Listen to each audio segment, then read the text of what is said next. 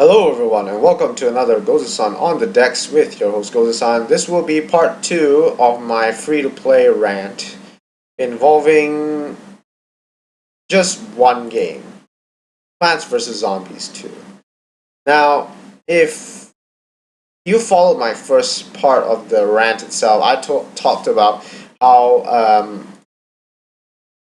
players are how certain free-to-play models work, how free-to-play model works, how some people add in microtransactions or subscriptions to be able to earn money in order to play the game. Now, before we start, I want to open up a link, and now give me a second.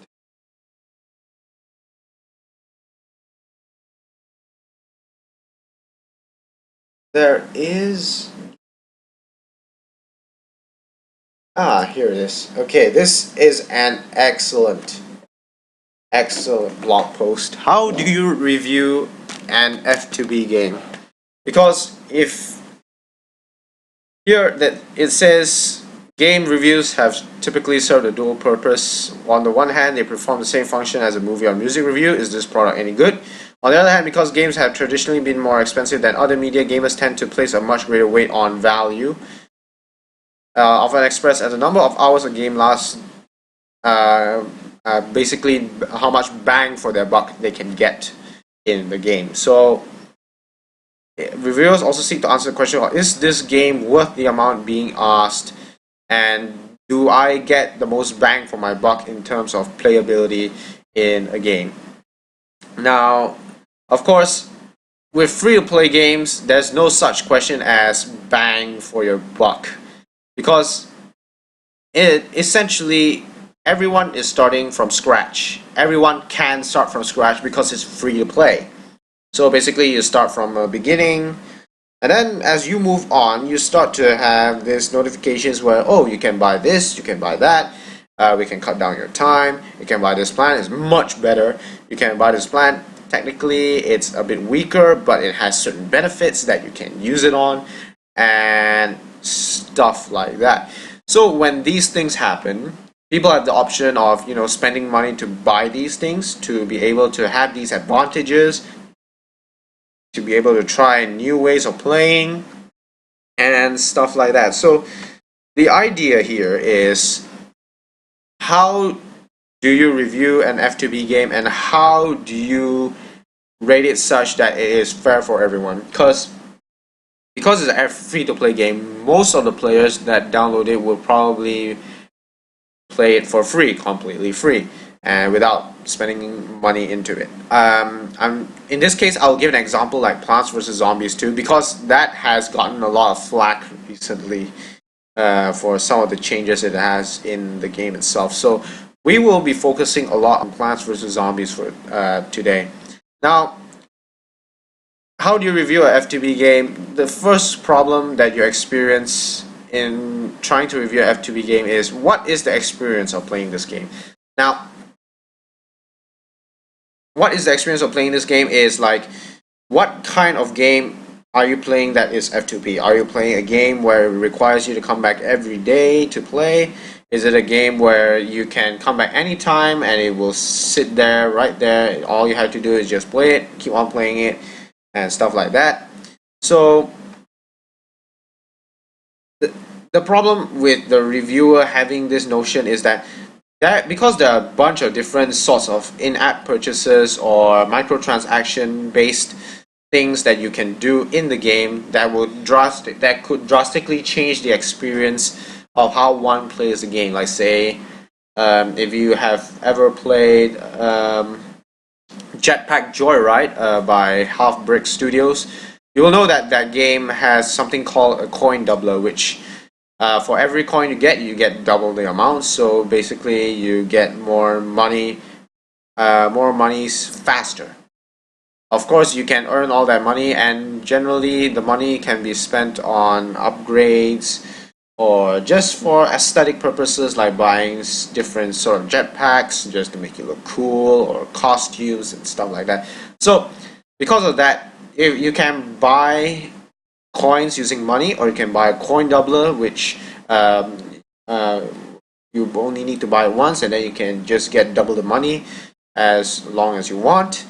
So because of that, these are very different ways of experiencing the game because of the different in-app purchases in certain games.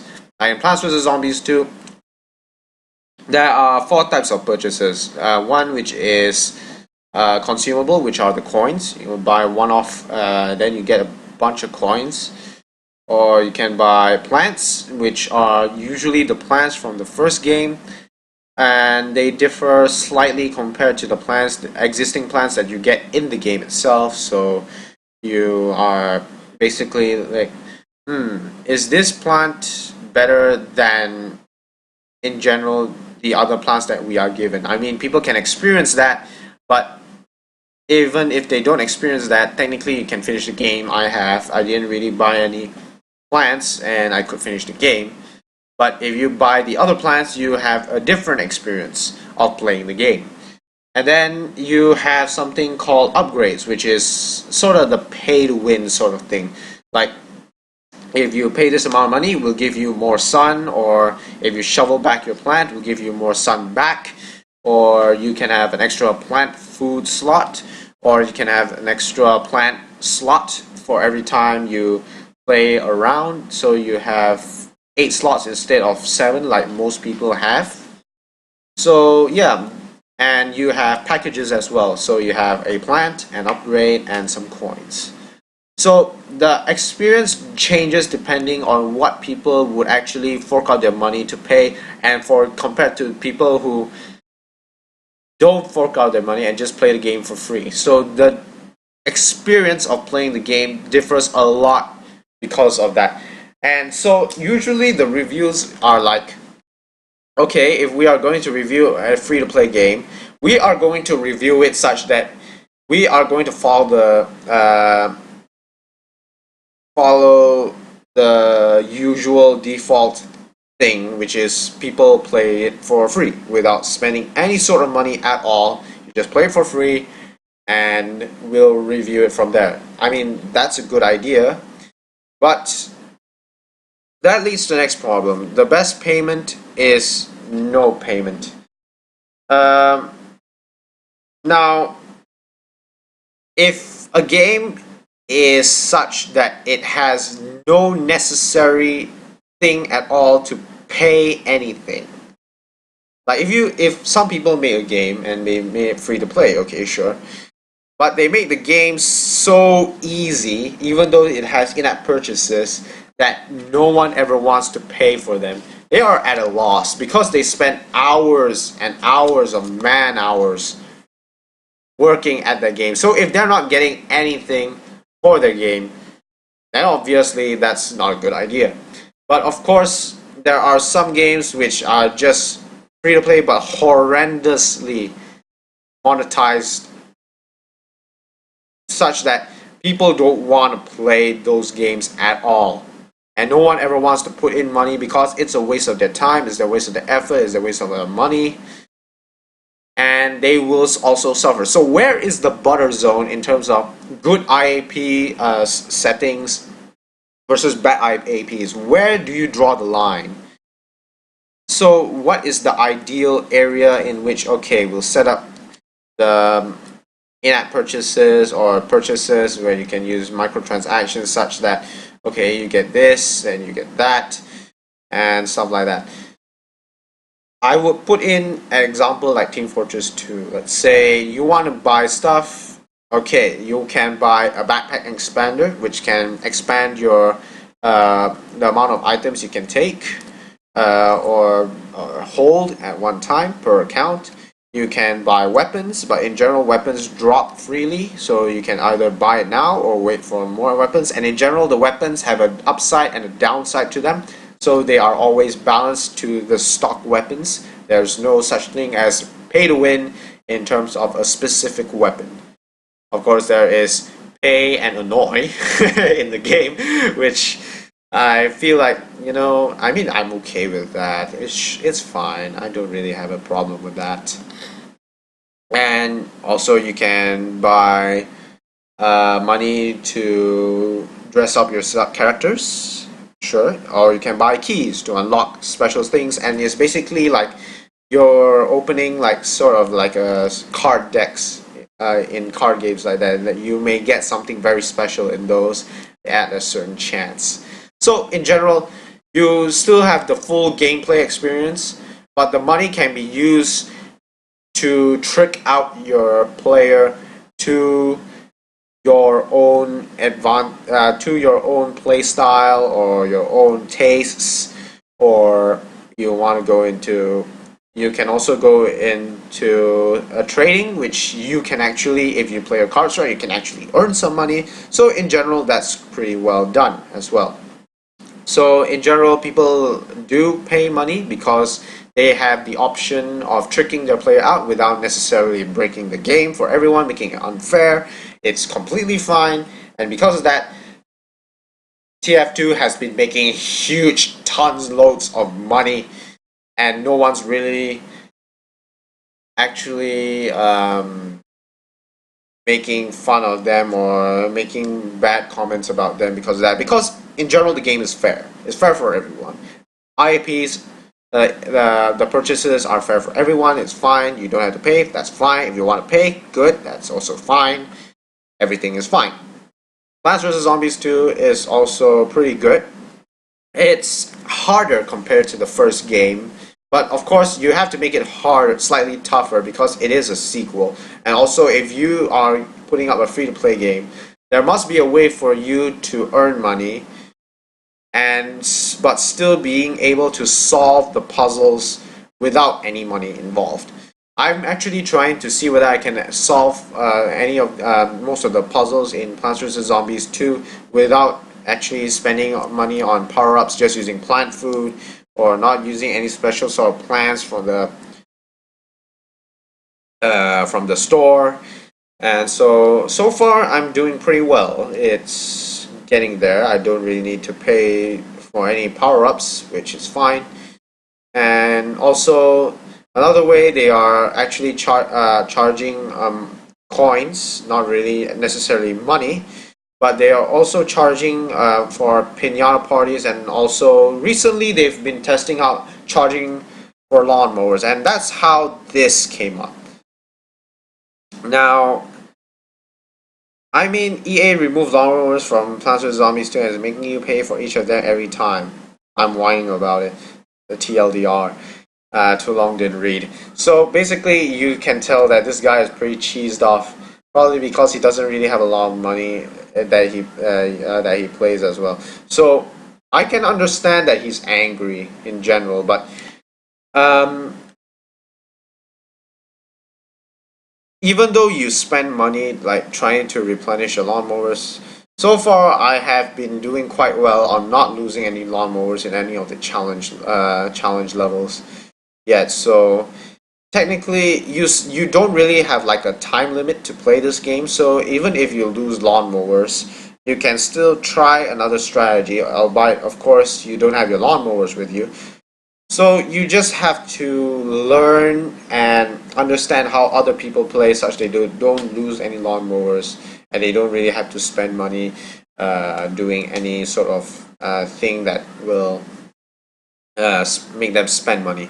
So in general, if at first you don't succeed, try again. I always say that. And yeah, so now we move on to the third problem: no standards for monetization. As I said, what is the butter zone for nice monetization? I already said that TF2 has a pretty good model going in, and then here, Plants vs. Zombies 2, there are 3 different reviews. According to the first one, it has amazingly non-offensive freemium model. Second says that you're asked to cough up or play levels over and over until you're fed up with them. While the third suggests that you don't play Plants vs. Zombies 2 because it exists primarily to wheedle for your money.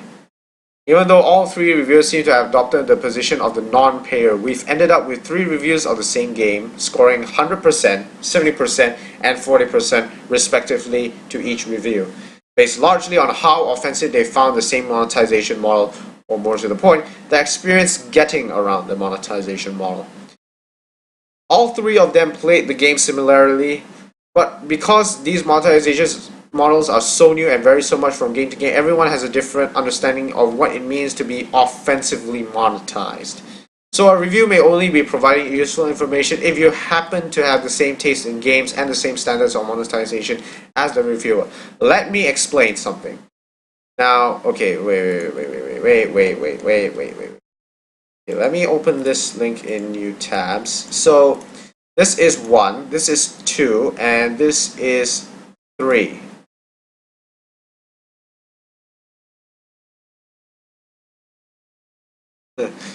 Now, that's very interesting. All 3 of these are actually from gaming sites that review stuff.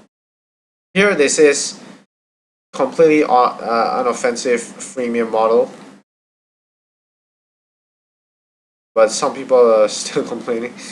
Then here it says fair enough. Okay. And this one just says, then comes the twist. Let's all clap. Slow. Dun dun dun. So people have, I mean, as you can see there already, people have different opinions on what is suitable in-app purchases or microtransactions in a game. I personally feel that Plants vs Zombies 2, the microtransaction model is perfectly fine. And in terms like they changed some of the levels. In fact, after the update, when they updated to from the previous version where the sun was 25 per drop to 50 per drop, they changed the map. They changed the map such that they lost a lot of the challenge levels, and I'm actually quite disappointed about that because I like the challenge.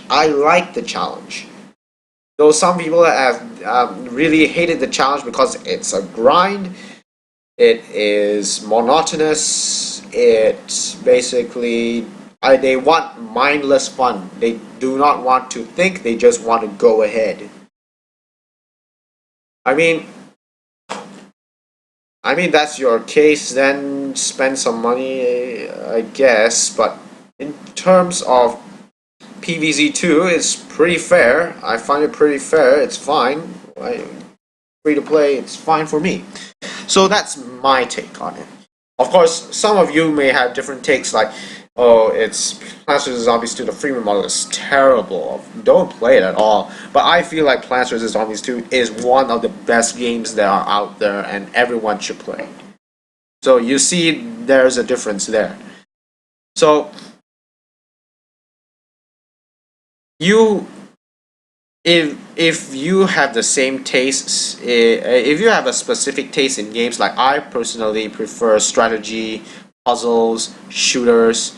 So in my opinion, if the I have specific opinions about certain game. Of course, if it's like really pay to win, then there is quite a bit of a problem. So I would probably treat that kind of game as problem number 4, the hobby game. So there's an increasing distinction in gaming between games that are designed to be consumed and games that are designed to be an ongoing hobby. Take for example Plants vs Zombies Adventures, Heyday, Farmville. Those are hobby games because every day you need to come back to tend to a specific thing that you have been taking care of. So F2P heavily favors the hobby model, as you can probably guess quite a bit, and the ones sticking around at the top of the charts are the ones that convince players to keep coming back every day for as long as possible. So the question is, how much fun will this game to be played every day, and not how much fun is the game at launch? So Pocket Gamer has a good process here. So they give a review, impression on day 1, day 3, give a score on day 7. And so they continuously update to say, is this fun now? Is this fun then? Is this fun later? So the hobby game is sometimes it's fun now, but then it's very uninteresting later. Sometimes it's very not really fun now, but once you get a bit of a groove, it's awesome. So of course, this kind of model is very good. It allows you to understand a bunch of things very quickly, and you are able to figure out what the heck is this game worth your time, worth your money if you want to speed things up and stuff like that. But there is another problem. The constant update cycle, because games, when they're initially reviewed, like let's say Plants vs Zombies, it was released in August or September or something like that, and then they updated it in December, such that they changed the map, they changed the gameplay flow of things, and because of that, people are wondering, is this game still good to play? So, and usually the problem with reviewers trying to review a game that has been updated substantially in the game is that if they keep doing this for all games, it's just going to be a huge waste of energy and manpower at the same time. It's largely unfeasible for all but the most popular games. But Plants vs Zombies 2 in general is a pretty popular game, so usually there has been some reviews going on about, is this game fun to play now after it has been updated and changed? And I personally can answer that, yes, it is still fun to play, but I lament the challenges. I want the challenges back. Personally, I miss the challenges. So if I had a choice in this, I would say, sure, keep the update, but we want more challenge levels. I think that is personally, like, if you finish the whole world itself, you get access to a bunch of hard challenge levels for you to play. And I think that will be very, very fair. Now,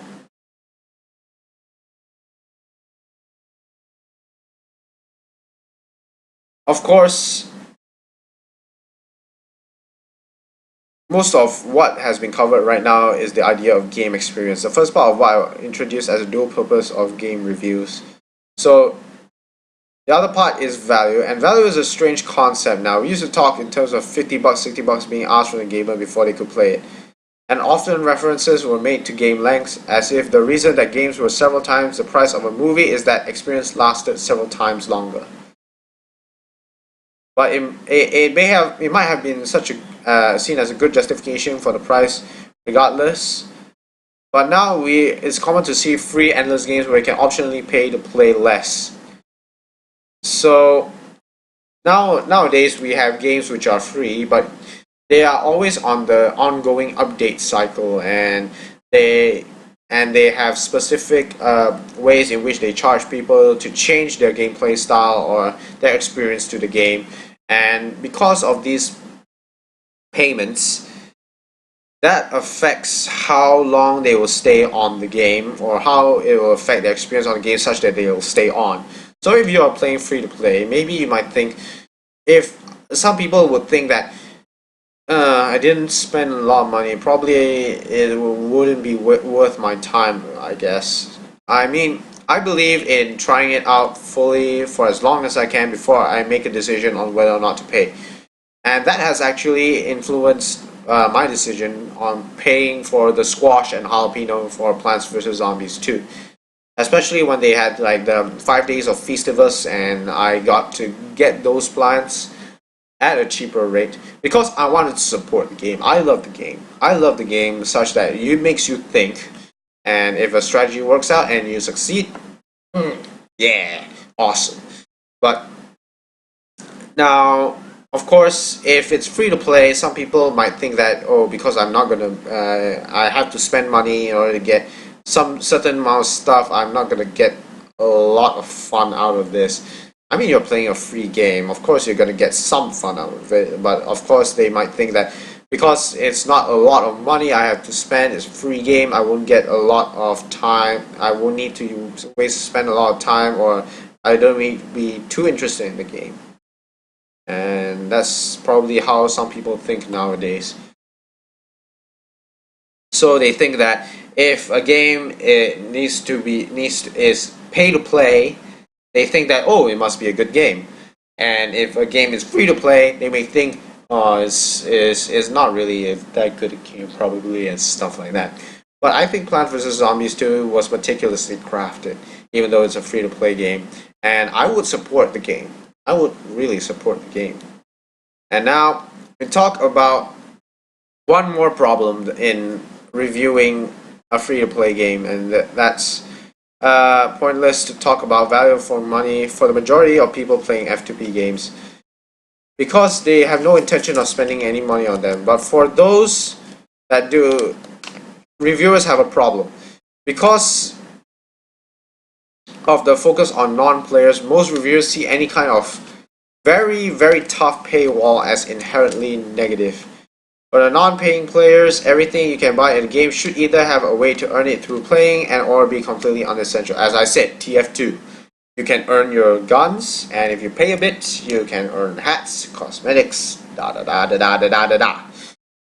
Because purchases are not in any way required, and you can earn them gradually.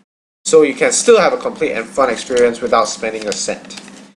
But there are games that sell for vanity items, luxury items, or certain advantages in the game.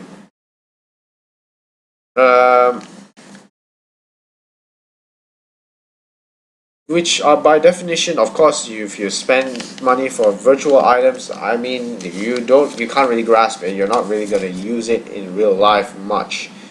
So I mean, of course, you want to buy it, go ahead and buy it. Not really useful for everyone, and there are some things in games, like as I say, some games are pay to win, and if you pay a lot of money, you have a very, very high chance of winning, and that's where people are put off. Like some of the trading card games, I mean, I don't think trading card games are that much of a put off, I guess. I mean, it is a trading card game, it is a hobby game in general, but for games with very, very rough paywall, now those can be very, very hard to grasp for new free to play players, because usually they will lose a lot of the interest very fast. And because of that, there won't be a lot of players playing the free to play game at any one point in time. I mean, they could still earn money from the people who are investing money into the game to get a better sort of experience for them, or a cheat sort of experience, I don't know. But in general, yeah, you have to make sure to balance that out pretty well, I guess. IAP, I mean, purchases for value for money. In terms of value for money, they're not really like very of high value for money, because like you're not going to use them in real life. It's not going to help you survive and stuff like that. That's why a lot of people think. So it's just optional. It's optional. Whether it enhances the experience, or it makes it more fun, or it gives you a different play style, it's up to you. You can think of it that way. So where do you go from here? How would you review a free-to-play game? So Robert Greene has devised a specific way to think about free-to-play games as you review them. First of all, is try to identify what the games are trying to allow the players to experience, and also try to identify what about the game is motivating you to come back for it. And if you are trying out a free-to-play game, is there a way you can suggest that if the game is worth your time, or you wait a bit, or you see how it goes, and when it comes to discounts, go for it and stuff like that. Also note that a game is worth playing if you are going to spend money. It shouldn't be a black mark that causes you to avoid recommending the game to anyone, of course. It's just like, okay, if you want to play this game, it's free to play, but technically it is playable only if you pay, so technically it's a pay to play game. So you might want to tell those people that it's a pay to play game rather than mainly a free to play game, because yeah, you know. And don't criticize a game because it has some advertising about it. It's like complaining of advertisements showing up while you're watching TV. And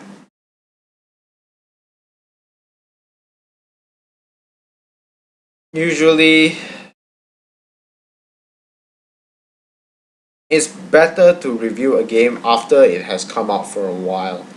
Especially free-to-play games, they may change the game drastically such that no one ever notices what the heck has happened to it anymore.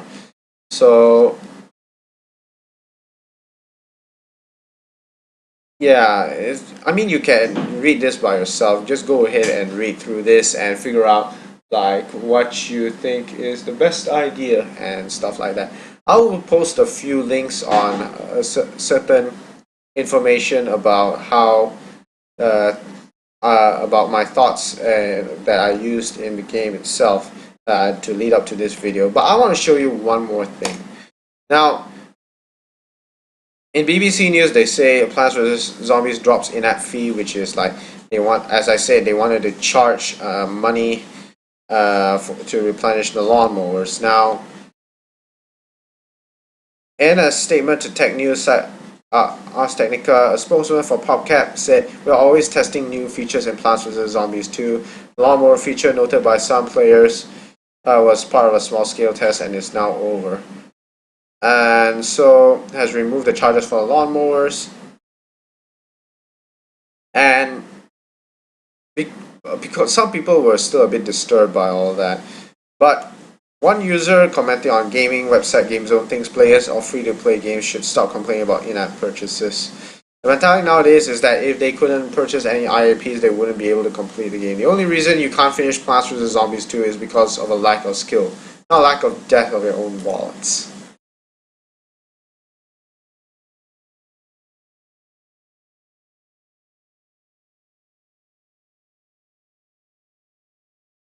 See what I did there? See what I did there? But yeah, Plants vs Zombies 2, you can get the full gameplay experience, no problem, without even paying a single cent. Of course, in this case, I'm just saying Plants vs Zombies 2. I'm not saying like other games. I haven't actually tried Dungeon Keeper, so I don't think I would try that game.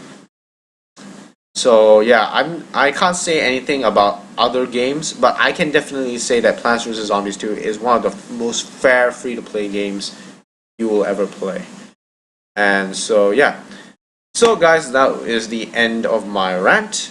And if you have any questions you want to leave, any thoughts about the subject matter and stuff like that you want to ask me about, please do drop me in a comment and I'll see how I can answer them. And yeah, but that's about it for today's rant. Thank you guys for watching, and I'll see you guys again for the next video or next stream. Peace out, everyone.